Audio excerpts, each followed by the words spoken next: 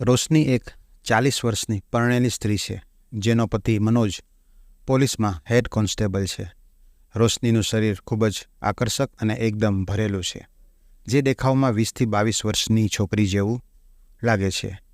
5 ફૂટ 3 ઇંચની તેમની ઊંચાઈ અને એકદમ સુડોળ ગઠીલું શરીર, ખૂબસૂરત કાળા વાળ અને માદક મુસ્કાન. તેનો એક પુત્ર પણ હતો, જે 10 વર્ષની ઉંમરમાં જ તેનું મૃત્યુ થઈ ગયું હતું. તે હાદસો રોશનીને ખૂબ જ આઘાત લાગ્યો હતો. તેના પછી ઘણી કોશિશો કરવા છતાં પણ તે ફરી વખત તેમને કોઈ સંતાન થઈ શક્યું નહીં. મનોજ ખૂબ જ દારૂ પીતો હતો અને તેની દારૂની લત હતી. તે રોશનીને ફક્ત એક વસ્તુ તરીકે જોતો હતો. તેના વર્તનમાં કઠોરતા હતી. તે દરરોજ સાંજે જ્યારે ઘરે પાછો આવતો તો તેમના મિત્રો સાથે ફરતો હતો. પોલીસમાં હતો, તેથી ફળિયામાં તેનો ખૂબ જ પ્રભાવ હતો. તે દારૂ પીતો અને અશ્લીલ ફિલ્મો પણ જોવાનો શોખીન હતો, જે તેમણે પોતાના પાડોશમાં જ મળી જતું હતું. રોજ દારૂ પીને તે ઘરે આવતો અને પછી જમવાનું જમીને એક ભૂખા વરુની માફક રોશની ઉપર તૂટી પડતો. ઈચ્છા ના હોવા છતાં પણ રોશનીને તે બધું સહન કરવું પડતું હતું. તેની તો આ રોજની દિનચર્યા હતી. બિચારી રોશની ફક્ત કહ્યા પ્રમાણે સૂઈ જતી હતી. મનોજ પણ કોઈ પણ પ્રકારના સંવાદ વગર તેની સાથે શરીર સુખ માણતો, જે રોશનીને જબરજસ્તી જેવું લાગતું. તેને ઘણી વખત એવું લાગતું હતું કે તે અત્યાચારનો ભોગ બની રહી છે. તેની કોઈ ઈચ્છા પૂરી થતી ન હતી કે ના તો તેમનો કોઈ અભિપ્રાય લેવામાં આવતો હતો. તે એક ભારતીય નારી હતી, તેથી તે એક આદર્શ પત્ની ધર્મ નિભાવી રહી હતી. પહેલાં તો તેની પાસે તેનો પુત્ર હતો, જેથી તે પોતાનો દુઃખ તેની સાથે શેર કરી લેતી હતી. પણ તેના ગયા પછી તે તો બિલકુલ એકલી પડી ગઈ. તેમનો પતિ તેના પર બિલકુલ ધ્યાન આપતો ન હતો. રોજ રાત્રે તે અત્યાચાર ગુજારતો હતો અને તે રોશની સાથે ન તો કોઈ પ્રેમભરી વાતો કરતો કે ન તો પછી પ્રેમ વ્યક્ત કરતો. તે તો સીધો રોશની સાથે સંબંધ જ બનાવવાનું કરતો. રોશનીને આ રીતે ખૂબ જ દર્દ થતો હતો, પણ તે કંઈ બોલતી ન હતી, કેમ કે તેના પતિ આગળ તેનું કંઈ ચાલતું ન હતું. આ કષ્ટથી રોશનીને મહિનામાં થોડા દિવસો રાહત મળતી, જ્યારે તે પીરિયડમાં રહેતી, કારણ કે મનોજ તે સમયે કંઈ કરી શકતો ન હતો. મનોજની એક વાત સારી હતી કે તે પોલીસમાં હોવા છતાં પણ કોઈ પણ પરસ્ત્રી સાથે સંબંધ બનાવતો ન હતો. રોશની એક પ્રાઇવેટ કંપનીમાં કામ કરતી હતી અને એક મહેનતી અને ઈમાનદાર સ્ત્રી હતી, જેથી તેનો બોસ ખૂબ જ ખુશ રહેતો. તેનો બોસ 48 વર્ષનો રિટાયર ફૌજી હતો. તે પણ પરણેલો હતો અને એક દયાળુ વ્યક્તિ હતો. ઘણા દિવસોથી તે જોઈ રહ્યો હતો કે રોશની થોડી ઉદાસ રહે છે. આર્મીમાં તેમનું સ્ત્રીઓનું સન્માન કરવાનું શીખવાડવામાં આવ્યું હતું. તેમને ખબર હતી કે તેમનો પુત્ર હવે આ દુનિયામાં નથી, તો પણ તેનો દુઃખી ચહેરો તેમને વ્યથિત કરતો હતો. તે તેમના માટે કંઈક કરવા માંગતો હતો, પણ સમજમાં આવી રહ્યું હતું નહીં કે શું કરે અને કઈ રીતે કરે. તે તેના સ્વાભિમાનને ઠેસ પહોંચાડવા માંગતા હતા નહીં. બીજી બાજુ રોશની પણ તેમના બોસનું ખૂબ જ સન્માન કરતી હતી, કેમ કે તેમનો બોસ પોતાના સ્ટાફની પ્રતિ તેમનો વ્યવહાર ખૂબ જ સારો હતો. બોસ હોવા છતાં પણ તે બધાની ઇજ્જત કરતો હતો, બધા સાથે સારી રીતે વાતો કરતો હતો અને પોતાના કર્મચારીઓની નાની મોટી જરૂરતોનો પણ ધ્યાન રાખતો હતો. એક દિવસ જ્યારે મહિનાનો પગાર આપી રહ્યા હતા, ત્યારે બોસે બધાને જલ્દી રજા આપી દીધી. બધા પૈસા લઈને ઘરે ચાલ્યા ગયા. બસ રોશની હિસાબ કરવા માટે રોકાયેલી હતી. જ્યારે તેનું કામ પૂરું થયું તો તે બોસના કેબિનમાં તેમની સાઇન લેવા ગઈ. બોસનું નામ વિજય છે. તે રોશનીની રાહ જોઈ રહ્યો હતો. તેમને રોશનીને બેસવાનું કહ્યું અને તેનો પગાર આપતા તેના કામના વખાણ કર્યા. રોશનીએ પણ પોતાની નજર નીચી રાખી અને ધન્યવાદ કહ્યું અને જવા માટે ઉઠવા લાગી તો વિજય તેને બેસવાનું કહ્યું અને પછી ઉઠીને તેની પીઠની પાછળ આવી અને ઊભો અને સ્નેહપૂર્વક તેમને પૂછ્યું કે તું આટલી ગુમસુમ કેમ રહે છે? શું તને કોઈ ઓફિસમાં હેરાન કરે છે કે પછી કોઈ બીજી સમસ્યા છે? રોશનીએ માથું હલાવીને મનાઈ કરી દીધી અને કંઈ બોલી નહીં. વિજયને લાગ્યું કે જરૂર કોઈ ઓફિસની જ વાત હશે અને રોશની તેને કહેવામાં સંકોચ કરી રહી છે અથવા તો ડરી રહી છે. તેમણે પ્રેમથી તેના માથા ઉપર હાથ ફેરવ્યો અને કહ્યું કે ડરવાની કોઈ જરૂર નથી. તું મને નિસંકોચ બધું કહી શકે છે. રોશની કંઈ બોલી નહીં અને માથું ઝુકાવીને બેઠી રહી. વિજય પછી તેની સામે આવી ગયો. પછી તેને રોશનીના જડબાને પકડી અને તેનું માથું ઉપર કર્યું તો તેને જોયું કે તેની આંખોમાંથી આંસુ આવી રહ્યા છે. તેને તેના ગાલ ઉપરથી તેના આંસુ લૂછી નાખ્યા અને પ્રેમથી પોતાના છાતીએ તેને લગાડી દીધી. આ સમયે રોશની ખુરશી ઉપર બેઠેલી હતી અને વિજય તેમની સામે ઊભો હતો. એટલે રોશનીનું માથું વિજયના પેટ પાસે હતું અને વિજયના હાથ રોશનીની પીઠ ઉપર અને તેના માથા ઉપર સહેલાવી રહ્યો હતો. રોશની હવે એક બાળકની જેમ રડવા લાગી અને વિજય તેને રડવા દઈ રહ્યો હતો, જેથી તેનું મન થોડું હલકું થઈ જાય. થોડીવાર પછી તે શાંત થઈ ગઈ અને પોતાની જાતને વિજયથી અલગ કરી દીધી. વિજય તેમની સામે ખુરશી ઉપર બેસી ગયો અને પાસે રાખેલા જગમાંથી એક ગ્લાસ પાણી ભરી અને રોશનીને આપ્યો. પાણી પીધા પછી રોશની ઉઠી અને જવા લાગી તો વિજયે તેને બેસવાનું કહ્યું અને કહ્યું કે શું વાત છે, તું મને જણાવ કે તને તકલીફ શું છે. રોશની થોડીવાર આમ તેમ જોયું, પછી એક લાંબો શ્વાસ લઈ અને પોતાની વાત કહેવાનું શરૂ કર્યું. તેણે કહ્યું કે કેવી રીતે તેના લગ્ન તેની મરજી વિરુદ્ધ એક ગામના કઠોર શરાબી માણસની સાથે કરાવી દીધા, જે ઉંમરમાં તેનાથી 15 વર્ષ મોટો હતો.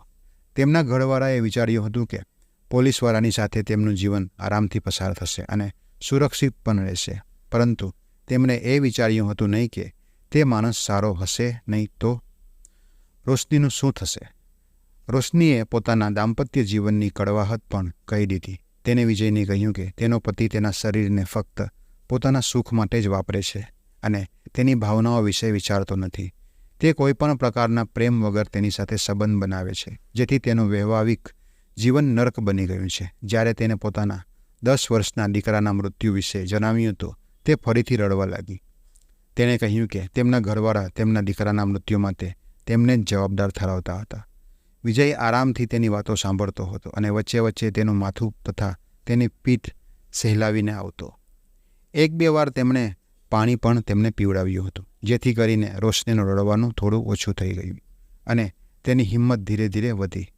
રોશનીએ બધી વાતો કરી દીધી, જે એક સ્ત્રી સામાન્ય રીતે કોઈ અજાણ્યા પુરુષની સામે વાત કરતા નથી. રોશની હવે આઝાદીનો અહેસાસ કરતી હતી અને વર્ષોથી ભરેલું મન તેનું હળવું થઈ ગયું હતું. વાત પૂરી થતાં જ રોશની અચાનક ઊભી થઈ અને વિજયના ગળે લાગી ગઈ અને ફરીથી રડવા લાગી. વિજયે તેને પોતાના ગળે લગાડી રાખી અને તેની પીઠને સહેલાવી રહ્યો હતો અને સાંત્વના પણ આપી રહ્યો હતો. રોશનીને એક પ્રેમથી વાત કરવા વાળો પુરુષનો સ્પર્શ સારો લાગી રહ્યો હતો અને તે વિજયને એકદમ ટાઈટ પકડી અને લીપટી ગઈ હતી. વિજયને પણ પોતાનાથી 15 વર્ષ નાની સ્ત્રીનું આલિંગન સુખદ લાગી રહ્યું હતું, પણ તેના મનમાં કોઈ ખોટ હતી નહીં અને ન તો તે રોશનીની મજબૂરીનો ફાયદો ઉઠાવવા માંગતો હતો, પણ તે ઈચ્છી રહ્યો હતો કે રોશની તેને આવી રીતે જ લીપટી રહે. થોડા સમય પછી રોશનીએ થોડું ઢીલું પડ્યું અને કોઈ પણ સંકોચ વગર તેના હોઠ વિજયના હોઠ ઉપર મૂકી દીધા. કદાચ તે વિજયનો આભાર માગવા માંગતી હશે, કારણ કે તેણે તેની સાથે આટલી સહાનુભૂતિ દર્શાવી હતી. વિજય થોડો આશ્ચર્યચકિત હતો. તે પણ વિચારી રહ્યો હતો કે રોશનીએ આવું કર્યું તો હવે હું શું કરું, અને રોશની પણ સફળ થઈ ગઈ. આવી રીતે રોશનીએ વિજયને આગળ પગલું ભરવા માટે આમંત્રણ આપ્યું. વિજય રોશનીની આંખોમાં જોયું અને તેને કહ્યું કે તેને ક્યારેય પણ કોઈ પણ સ્ત્રી સાથે આવું કર્યું નથી અને તે તેનો નાજાયજ ફાયદો ઉઠાવવા માંગતો નથી.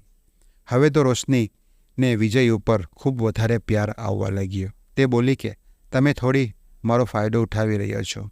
હું તમને મારો પ્યાર આપવા માંગુ છું. તમે એક સારા માણસ છો, બાકી બીજા તો ખુશી ખુશી મારી ઇજ્જત લૂંટી લેત. વિજયે પૂછ્યું કે તું શું ઈચ્છે છે? તો રોશની બોલી કે પહેલાં આપણે ગેસ્ટ રૂમમાં જઈએ, ત્યાં વાત કરશું. ઓફિસમાં એક રૂમ હતો. તે ગેસ્ટ રૂમ તરીકે વાપરતા હતા, જેમાં બહારથી આવવાવાળા કંપનીના માણસો રહેતા હતા. તે રૂમમાં બધી સુવિધાઓ ઉપલબ્ધ હતી. રોશની વિજયનો હાથ પકડી અને ગેસ્ટ રૂમ તરફ જવા લાગી. રૂમમાં પહોંચતાની સાથે જ તેણે અંદરથી દરવાજો બંધ કરી દીધો અને વિજયની સાથે લીપટી ગઈ. બધું એટલું જલ્દી થઈ રહ્યું હતું કે વિજયને કંઈ સમજ આવી રહ્યું હતું નહીં કે તે શું કરે. તે તો મંત્રમુગ્ધ થઈ ઊભો હતો અને રોશની આગળ વધતી ગઈ. રોશનીનો હુમલો એટલો જોરથી હતો કે વિનોદને સંભાળવાનો મોકો જ મળ્યો નહીં અને તેની બધી મલાઈ રોશની ઉપર પડી ગઈ.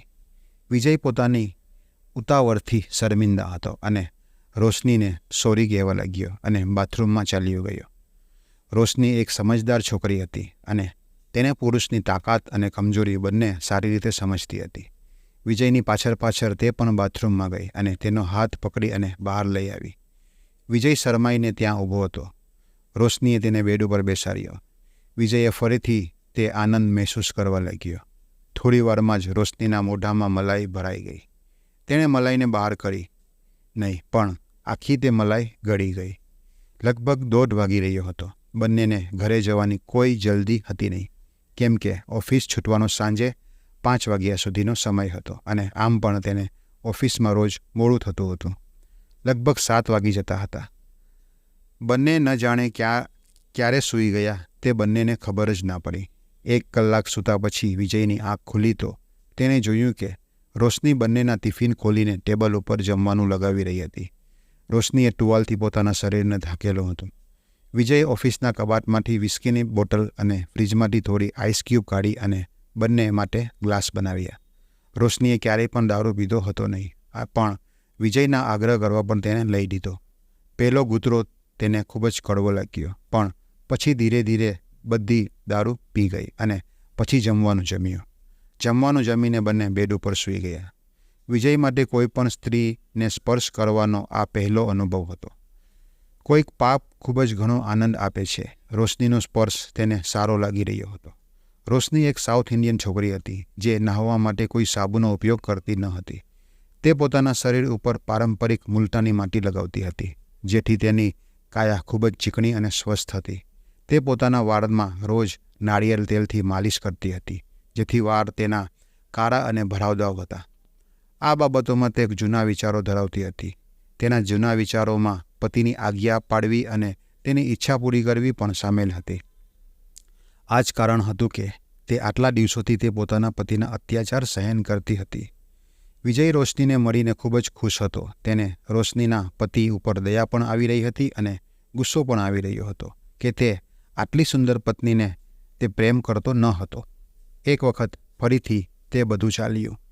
બંનેના શરીરની અગ્નિ પોતપોતાના શરીરથી બુઝાવવા લાગ્યા. જે થયું તે હતું અને તે થવું જોઈતું હતું નહીં, પણ જે પણ બંને વચ્ચે થઈ રહ્યું હતું તે પૂરી રીતે ગલત હતું. કેમ કે રોશની તેના પતિના અત્યાચારોથી તંગ આવી ગઈ હતી અને વિજયના જીવનમાં પણ અપૂર્ણતા હતી. જે પણ થઈ રહ્યું હતું તે બંનેને મરજીથી થઈ રહ્યું હતું. કહેવાય છે ને કે માણસ જ્યારે શિખર પ્રાપ્ત કરે છે તો તે જાનવર બની જાય છે. એવો જ કંઈક હાલ વિજયનો પણ થઈ રહ્યો હતો. આ સમયે તે પણ એક સભ્ય ભણેલો માણસથી એક અસભ્ય અભણ માણસની ભાષાનો પ્રયોગ કરવાવાળો જાનવર બની ગયો હતો. થોડી જ વારમાં તેની ઈચ્છા પૂર્તિ થઈ ગઈ અને તે રોશની ઉપર જ ઢળી પડ્યો. વિજય ધ્રુજી રહ્યો હતો અને થોડી વારમાં જ તે શાંત થઈ ગયો. એક નિર્જીવ લાશની જેમ રોશની ઉપર પડ્યો રહ્યો. વિજય પહેલાં આવો ભૂકંપનો અનુભવ કર્યો ન હતો. તે પૂરી રીતે એકદમ નિઢાલ થઈ ચૂક્યો હતો અને રોશની પણ પરમ સુખની અનુભૂતિ કરી ચૂકી હતી. તેણે પણ પોતાના જીવનમાં પહેલી વખત આવો અનુભવ કર્યો હતો. બંને એકબીજાને કૃતજ્ઞભરી નજરોથી જોઈ રહ્યા હતા, જેમ કે બંને એકબીજાના ધન્યવાદ કરી રહ્યા હોય. વિજયે રોશનીને કહ્યું કે તને કોઈ પ્રોબ્લેમ તો નથી ને કે તે મારી સાથે અસભ્ય અને અભદ્ર ભાષાનો પ્રયોગ કર્યો? મને માફ કરી દેજે. તો રોશની બોલી કે નહીં, એવી વાત નથી, મને કોઈ પ્રોબ્લેમ નથી. અને રહી વાત આવી ભાષાની, તો તે મધુર ક્ષણોમાં ભાષા જેટલી અભદ્ર હોય છે ને તેટલી જ મનને સુખ આપે છે. પછી બંને થોડા હસ્યા. સાંજના 6 વાગી રહ્યા હતા. તેમણે લગભગ 6 કલાક સુધી એકબીજાનો સાથ આપ્યો હતો. વિજય રોશનીને પૂછ્યું કે હવે બીજી વખત આપણે ક્યારે સાથે મળશું? તો રોશની બોલી કે શુક્રવારે પ્લાન કરીએ.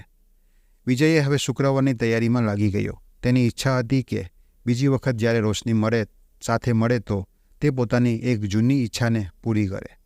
તે ઘણા વર્ષોથી કંઈક એવું કરવાની કોશિશ કરી રહ્યો હતો, પણ કોઈ કારણથી વાત બની રહી હતી નહીં. તેને લાગ્યું કે કદાચ રોશની તેને ખુશ કરવા માટે આ વાત પર રાજી થઈ જશે. તેને તે પણ ખબર હતી કે તેની આ ઈચ્છા આટલા વર્ષોથી એટલા માટે પૂરી થઈ રહી હતી નહીં કે કેમ કે તેનાથી છોકરીને ખૂબ જ દર્દ થાય છે. એટલે વધારે પડતી છોકરીઓ તેનાથી ખિલાફ હોય છે. તેના દર્દનું કારણ પણ પુરુષ જ હોય છે, જે આટલા આંધળા થઈ જાય છે કે કંઈ પણ કરી બેસે છે અને છોકરી વિશે કંઈ પણ વિચારતા નથી. વિજયને તે દિવસ યાદ આવે છે જ્યારે તે 7મા ધોરણમાં હતો અને એક હોસ્ટેલમાં રહેતો હતો. ત્યારે 12મા ધોરણમાં એક મોટો છોકરાએ તેની સાથે જબરજસ્તી કરી હતી. ત્યારે વિજયને કેટલો દર્દ થયો હતો. તે દર્દ આજ દિવસ સુધી વિજયને યાદ છે.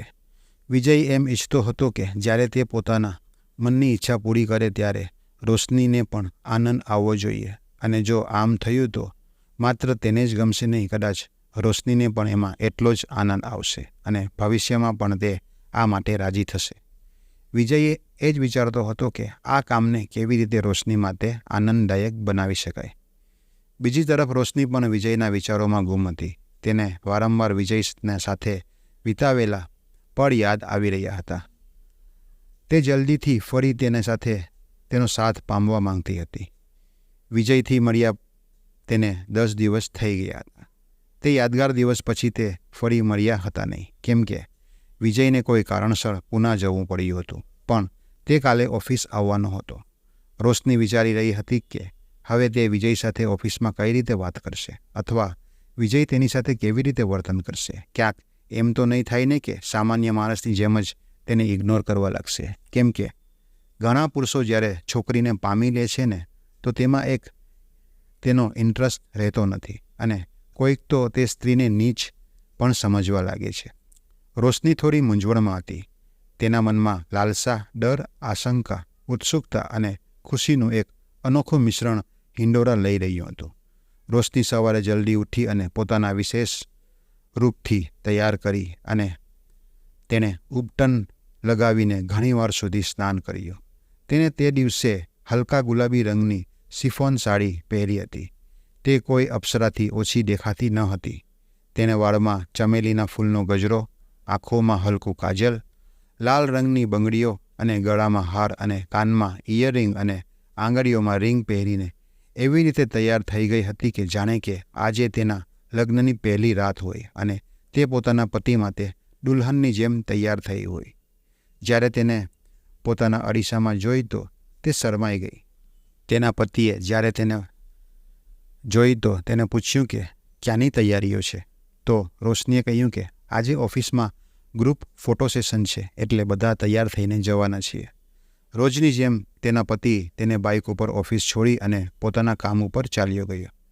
રોશનીએ તેને કહ્યું કે આજે તેને મોડું થઈ જશે, કેમ કે ફોટો સેશન પછી નાસ્તાનો પણ પ્રોગ્રામ છે. ઓફિસ 10 વાગ્યે શરૂ થાય છે, પરંતુ રોશની 9:30 વાગ્યે જ પહોંચી જાય છે, કેમ કે તેને છોડ્યા પછી તેના પતિને પણ પોલીસ સ્ટેશને જવાનું હોય છે. રોશનીએ સારી રીતે વિજયનો રૂમ ઠીક કર્યો અને પાછલા 10 દિવસની તમામ ફાઇલો અને રિપોર્ટ તૈયાર કરીને વિજયના ટેબલ ઉપર રાખી દીધી. થોડી વારમાં ઓફિસના બીજા લોકો પણ આવવાના શરૂ થઈ ગયા. બધાએ રોશનીના ડ્રેસના વખાણ કર્યા અને પૂછવા લાગ્યા કે આજે કોઈ ખાસ વાત છે.